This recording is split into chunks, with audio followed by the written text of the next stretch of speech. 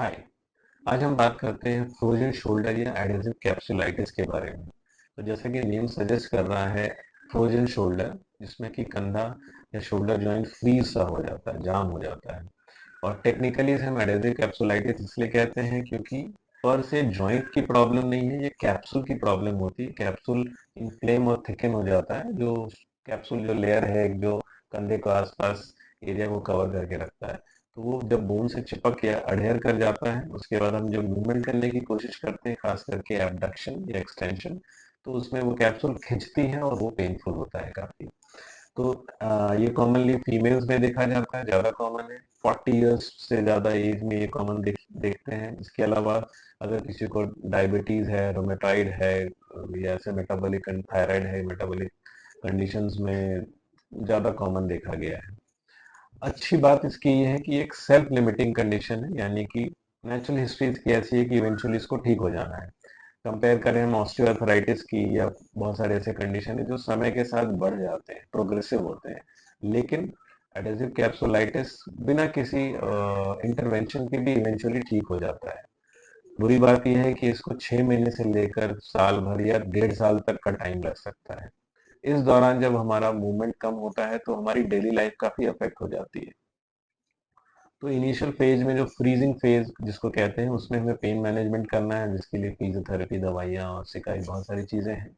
Eventually जो pen कम हो जाता है, स्टिफनेस रह जाती है और हमारे डेली एक्टिविटीज जैसे कि चोटी बनाना या अंडरगारमेंट्स पहनना या फिर शर्ट पहनना, बहुत सारी ऐसी प्रॉब्लम है जो कि फंक्शनल लिमिटेशंस करने लगता है क्योंकि कंधा जाम हो चुका है। उस स्टेज में हम कुछ एक्सरसाइजेस कर सकते हैं जिससे कि मूवमेंट, रेंज ऑफ मोशन जो हमारी खुलती है और हमारी कैपेसिटी या डेली लिविंग इजी हो सकती है। ये एक्सरसाइजेस डेमोन्स्ट्रेट करने के लिए हमारे साथ डॉक्टर कमला है, फिजियोथेरेपिस्ट।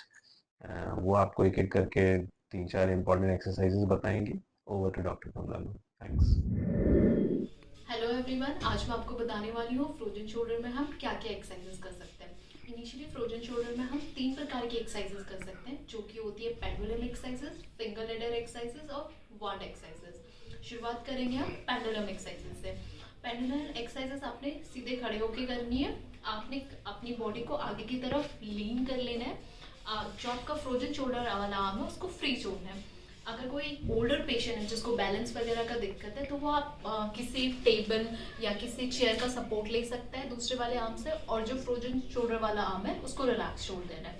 अब आपने अपनी जो आर्म है उसको टू एंड फ्रो मूव करते हुए 10 टाइम्स मूव करना है। ऐसे ही हम इनर आउट करेंगे। टू एंड फ्रो मूव करना है जैसे कि हमारा पेंडुलम मूव करता है।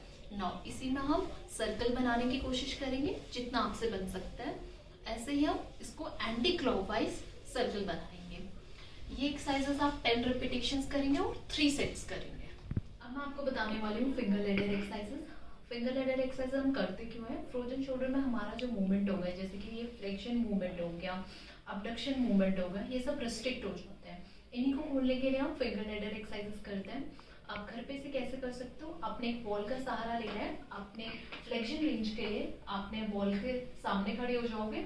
जो आपका फ्रोजन शोल्डर वाला आर्म है उसको निकालोगे बाहर की तरफ और फिंगर से धीरे धीरे ऊपर की तरफ जाओगे।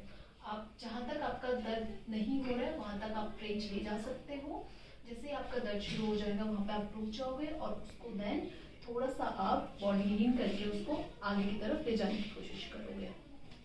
ऐसे इस एक्सरसाइज को आप 5 से 6 बार कर सकते हो स्टार्टिंग में, और कुछ टाइम बाद आप इसको रेपिटेशन आप बढ़ा सकते हो।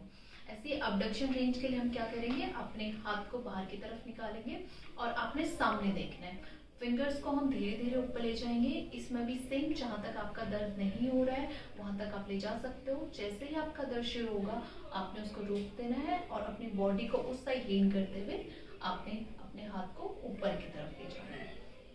इसको भी हम 5 से 6 बार करेंगे शुरुआत में, और फिर आप इसको कुछ दिनों बाद 10 रेपिटेशन कर सकते करेंगे। वॉन्ड एक्सरसाइजेस। वॉन्ड एक्सरसाइजेस करने के लिए आपको एक 3 से 4 मीटर की स्टिक ले लेनी है।